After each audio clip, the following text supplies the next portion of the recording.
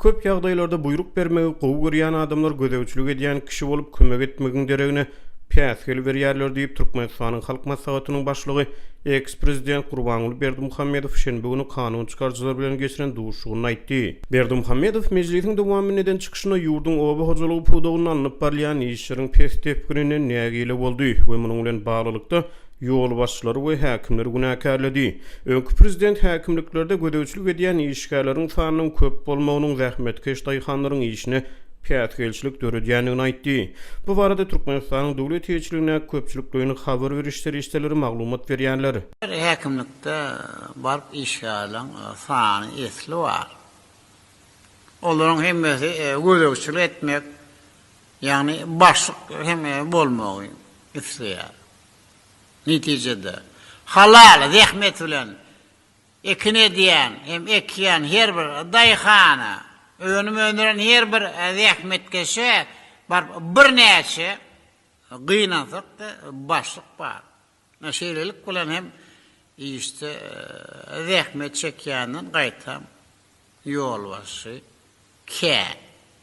Köp ýagdaýlarda bir buyruk bermeýän gowy görýän adamlar gödäwçilik edýän kişi bolup gaýtam kömek etmeň deregine hem päsgel berýärler. Diýip eks-prezident kanun çykarjylaryň we welayet häkimleriniň öňünden çykyşyny aýtdy. Şenbe güni Türkmenistanyň halk maslahatynyň baş binasynda Milli Geňeşiň wekilleri, welayet häkimleri, käbir ministrlikleriň ýol başçylary we beýlekler ýygnak geçirdi. Döwlet medeniýetine görä ýygnagyň dowamyny ýurdun dolandyryş çäk birliklerine gaýtadan seredildi we oba hojalygyny anyp barýan işleriň ýagdaýyna garaldy. Gurbanuly Berdimuhammedow ýurdun oba hojalygy puwdagyny ösdürmek bilen baglykda ýeriň hakyky ýetiniň tapylmagy bilen bagly meseleniň ähmiýetini ýene bir gedek notady. Ahal welaýatyna bildirilýän talaplar boýunça ýerine ýetirilýän işleriň ýagdaýy kanagatlanarly däl, paýty ýygymy pes derejede alınıp barýar. Buğday ekişde ören iydi galýar. Welaýatda suw üçinçiliginiň ýagdaýy hem yaramaz. Suw akawlary gazylmaýar. Döwlet tarapyndan köp mösberde satyn alynan tehnikalar hem ýesi saklanýar diýip eks-prezident aýtdy. Türkmenistan daýhanlary näçe mil bäri ekinçilik suwlarynyň ýetmezçiliginden ekin meýdanlarynyň mineral dökümleri bilen üçinçiligi bilen bagly ýüze çykýan päsgelçiliklerden we tehnika ýetmezçiliginden ýygyderli şikaýet edýärler. Adatlyk radiosynyň habarçylary bu problemalar barada ýyllar boýy habar berip gelýär. Türkmenistanyň oba hojalyk önümçiligi berk döwlet gödäwçiligi astyna saklanýar. Eks-prezident ýurdun oba hojalygy puwdagyny işleriň kanagatlanarsyz alınıp barylmagyna ekrançylaryň we zähmetkeşleriň günäkär däldigini, käbir daýhanlaryň bol hasyl ýetişdirýänliklerini aýtdy. Ýöne olaryň sany entek köp däl. Näme üçin olaryň sany köpelmeýär diýip öňkü prezident ýygynananlara sorag bilen ýüzlendi. Ol henidem ýeriň hakyky ýetiniň tapylmaýanyny, haçany ýeriň hakyky ýeti tapylany oňa başlygyňam, ýol başçylaryň görkezmeleriniň ýol başçylaryň gerek bolmaýanlygyny, sebäbi ýeriň hakyky ýetiniň öz etmeli işini bilýänligini notady. Türkmenistanyň döwlet ýol başçylary soňky 30 ýyldan gowrak wagtyň dowamyny ýurtda ýeriň hakyky ýetini tapmak barada gurrun edip gelýär. Ýöne bu gözlegler henidem netije bermeýär. 2018-nji ýylyň güýdüne Türkmenistanyň düýpli oba hojalyk reformalary eglan edildi. Munyň ýygyny ýurtda paýtanyň we buğdaýyň döwlet satyn alyş narxlary ýokarlany. Ýurdun ekrançylyk meýdanlaryna kärineçi daýhanlar döwlet tapşyrygy esasyna hususan gowuçy we buğdaý ösdürip ýetişdirýärler. Bu ýygnalan hasyly döwletiň kesgitlen narxyndan döwletiň harmanxanalaryna tapşyrýarlar. Galabertede soňky ýyllarda ýer alma we şugundur ýaly göýök bakça ekinleri hem döwlet tapşyrygyna girildi. Türkmenistanyň ýurdun oba hojalygy puwdagy ilatyň epesli bölegini iş bilen öpçün edýär hasaplanýar.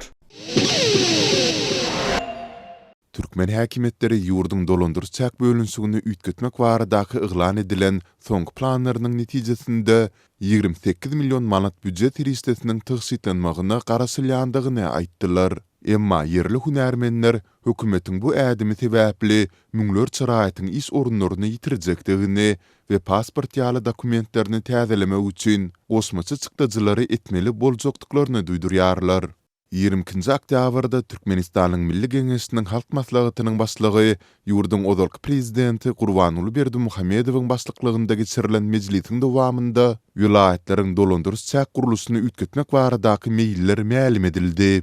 Arkadaly Serdamyň tawşyry bilen ýoglumyň vilayatlaryň hem dolandyrys çäk guruluşyny mundan beýlekde kämilleşdirmek boýunça alıp baran işleri durmuşa geçirmeyen meselelerini ağır maslahatlaşmak için şununki meziyeti yığınanmak. Maslahatda äsgär edilen maglumatlardan çen tutulsa, onda 6 itirafy, ýagny Guwa Dag, Gurban Sultan Izi, Farab, Döwletli, Terhe Dawat we Uguthan itiraflaryny, 5 itiraf hukukly şäheri, ýagny Tejen, Gumdag, Hazar, Serdar, Könürgen şäherlerini, bir tany şäherdäki itirafy, ýagny Türkmenwasy şäherindäki Kenar itirafyny, 2 şäherçäni, ýagny Akbuğda itirafyndaky Bagawat we Hazar şäherindäki Kenar itiraflaryny, şeýlede 36 tany geňeşligi ýatyrmak, 36 owany dolandyryş çäk birlikleriniň tanywyndan aýyrmak boýunça teklipler öňe sürildi. Mundan başga da 6 owa şäherçi derejesini berip, 19 owany we 3 tany şäherçäni şäherleri birikdirmek bilen iri dolandyryş çäk birliklerini emele getirmek hemde 6 tany ilatly ýere owa derejesini bermek teklip edilýändigi bellenildi. Muňa laýyklykda tutuş Türkmenistan boýunça 37 tany itirafy, 6 tany itiraf hukukly şäheri, 5 tany şäherdäki itirafy, 42 itirafdaky şäheri, 68 şäherçäni hemde 469 geňeşligi we 1690 tany owany galdyrmak kararyna gelindi. Türkmen resmiýetleri munyň durnukly ötüş üçin ýurtda bar bolan teristleriniň we mümkinçilikleriň dogly peýdalanylmagyny, galabertide döwlet büdjetiniň teristleriniň rejeli, maksatlaryň ulanylmagyny üçin etjekdigini aýtdylar. Resmi maglumata görä bu çärleriň netijesinde jemi 28 milyon manat, Garabazyryň kursu boýunça 1,14 milyon, resmi alys-salys kursu boýunça hem 8 milyon dollar möçberinde büdjet teristesiniň tygsitlenmagyna garaşylýar. Emma azatlyk bilen söhbetdeş bolan yerli hünärmenler häkimetleriň tygsitlemek göz öňünde tutýan teristeleriniň yerli ilatyň hasabyny amal etmek planlaşdyrylýandygyny aýtdylar. Men bu mesele doğrusunda hökümetiň düzümünde häzir işleýän we ozalky ykdysadyatçylariň ençemesi bilen söhbetdeş oldum. Hökümetiň dolandyryş çäk bölünşigini üýtgetmek boýunça soňky planlarynyň netijesinde büdjetden aýlyk alýan 17 000 adamyň işini ýitirmegine garaşylýar. Olar şeýde pul tyşytlajak bolýarlar. Emma iş ýüzünde uzak möhletde Türkmenistanyň adyndan 2 milliard manat ýitirmek howpy bar. Bu girde elde tersine ziyan. Deyip atlandyrylmasyzlygyny soran Türkmenistandaky ozalky bir ykdysadyatçy gurrun berdi.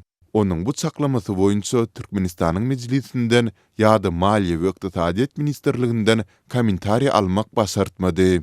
Galabertede maslahatyň dowamında käbir sebitleriň atlaryny sol sanda ozalky awtoritar prezident Saparmurat Niýazow döwründe onuň we maskala agzalarynyň giýiňden ýaýran şahsiýet kultu wagty üýtgedilip takylan käbir sebitleriň taryhy atlaryny hem ýzyna gaýtarmak teklip edildi. Mysal üçin Balkanyň Serdar itrawynyň we Serdar şäheriniň adyny üýtgedip, olary Gyzylarbat adyny dakmak teklip edildi. Jemi hasapda 2 itrawyň, 3 şäheriň, 4 şäherçäniň, 3 geňeşligiň hemde 21 owanyň adyny üýtgetmek teklip edildi.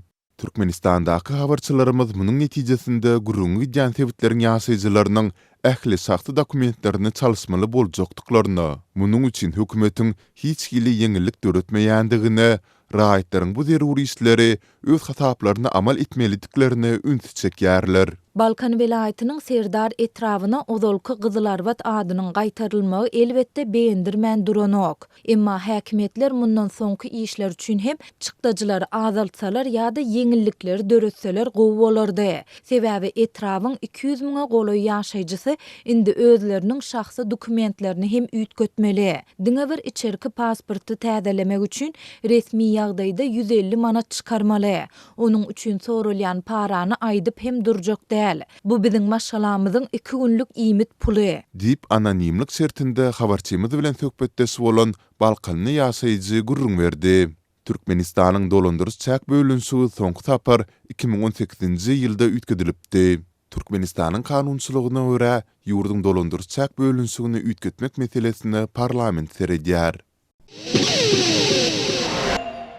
İranda mundan 6 hepde ozal Mahsa Amini'nin baş örtgüsünü nädürs geýendiği üçün saklanyp, soňra da tutsaglykda ýogalmagynyň soň başlan protestler ýurdun içinde we dünýäniň ençeme ýurdunda dowam edýär. 22 oktýabrda İranda fabrika işgärleri we dukan eýeleri köpçülükleýin iş taşlayış geçiren mahaly Germaniýanyň paýtagty Berlinde hem aglabasy İranlılar Tehran hökümetine karşı protest çäresini geçirdiler. Oňa İranly türkmenlerden 4 maşala hem gatnaşdy. Bellesek İran etniki türkmenleriň köplük bolup ýaşaýan ýurtlarynyň başynda gelýär. İranda ýaşaýan türkmenleriň ilat sany barada takyk maglumatlaryň ýokdugyna garamazdan käbir çeşmelerde olaryň sanynyň 1 million töwereginde ýaly çaklamalar öňe sürilýär. 22 ýaşly Amini'niň ölümi İranda soňky ýyllaryň dowamyndaky iň iri protestleriň döremegine itergi boldy. Ýaş gelin gyýlar bu hereketleriň başyny çekip öz baş örtgülerini aýryp hökümete garşy şygarlary gyýgyrýarlar. Bu protestleri basyp ýatyrmak çäreleriniň dowamynda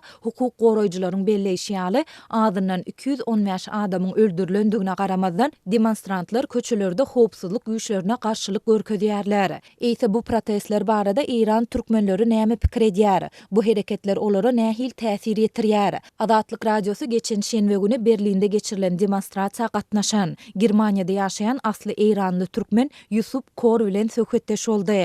Yusuf Kor ilk bilen Berlinde geçirilen demonstrasiýa barada gurrun beräýseňiz. Bu çäre nirede we anyk haçan geçirildi? Oňa näçe adam gatnaşdy? Demonstrasiýanyň maksady nämedi?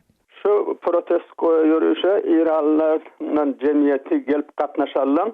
İranlyň ölüler 100 000'den geçti diýeli. Polisiýa 80 000 adam goşuldy diýe. Her näme de bolsa şol saat 13'den saat 20:50 şowun dowam etdi. Birem 4 maşgala bolup, ýöne pıtranrak, 2 maşgalarak, birinde ýakyrak bolup, türkmenler bolup, Berlin türkmenleri bolup, şu proteste beýleki watandaşlarymyzyň ýanyna bilelikde harekete etdik, şaharymyzy berdik, elimizde plakat götürdük.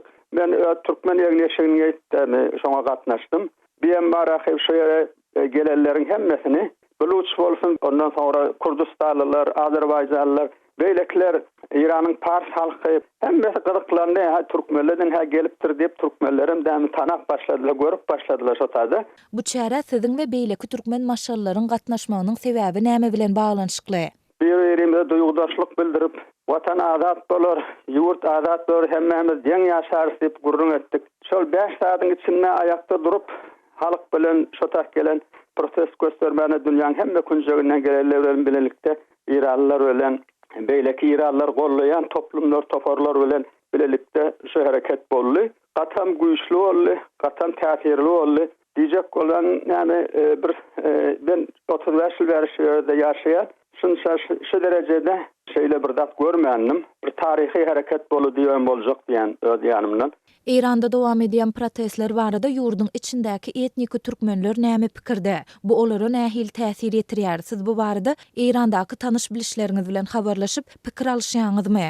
Türkmenler hem İranyň bir parçasy bolýarlar. İranyň her hilli ütgeşiklik, her hilli ütgelmeler, her hilli özgörüşler, her hilli zamana laýyk bir hareketler, hak talep etmek, beraber bilelikde deň hukukly ýaşamak, insan haklarynyň deklarasyasy we insan haklarynyň menşuri diýerler, insan haklarynyň beýannamasy diýerler dünýä boýunça. Şoň esasynda halyklar, toplum bilelikde deň hukukly ýaşamaly.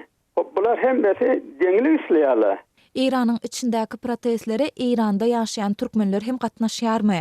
İranyň merkezi şäherlerinde, başga ýerlerde gawga gatnaşyp bilýärler. İranyň öz türkmenler ýaşaýan ýerine diwarlara otakda şugar ýazýarlar, käbir zat fursatlarda studentler, ýani okuwçylar çykypdyrlar. Olar hem haýdan haý basyp, ýani tutup alyp gidipdirler.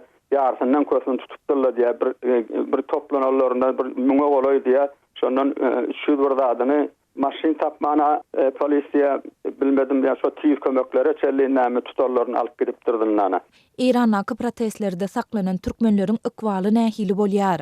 Her kim ene satasy doňlaryna şu ýerinden gelmeli bolýar. Şolaň her gaýsyna bir töhür şertler goýup, "Muna dersiňiz, ona dersiňiz" diýip şunça pul goýup gidin bitada. Ya bolmasa falan emlakini bolsa şoň medrekin senedin dokumentini goýup gidin. Indiklap gaýtadan yetmez ýanakdany. Şunu ýanak çäreler görýärler. Her maşgalan bir hirrakdany şeýdip hem razy edem bolýarlar, hem näme şonu dudaklak goýýarlar. Şolaň mal mülküniň zatlaryny, senetlerini alyp goýup, inni galasa, inni turasa, inni hareket edasa, tosok şaratları biz sizin elinizden alacak işte mesela öýüňiziň dokumenti, çöregiýän ýeriňiziň zadyny hem mesela şonu şey kesecek diýdi. Hem gorkuýar, hem näme gawak goýýar, ýani gymyllamany hiç mümkinçilik bermeýär.